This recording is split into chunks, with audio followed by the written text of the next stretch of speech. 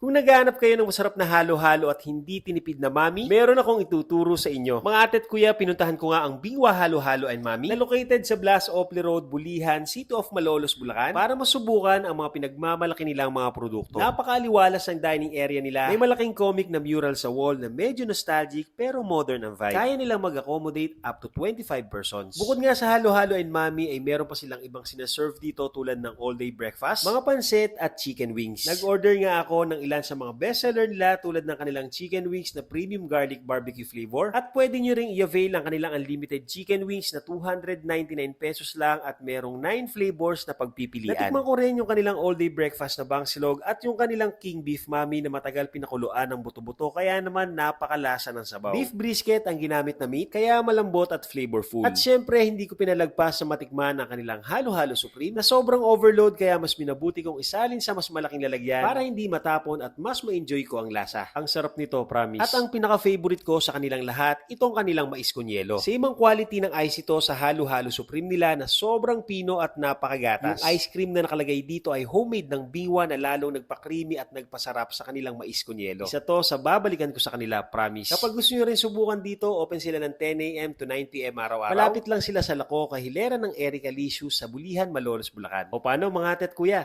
Kain tayo!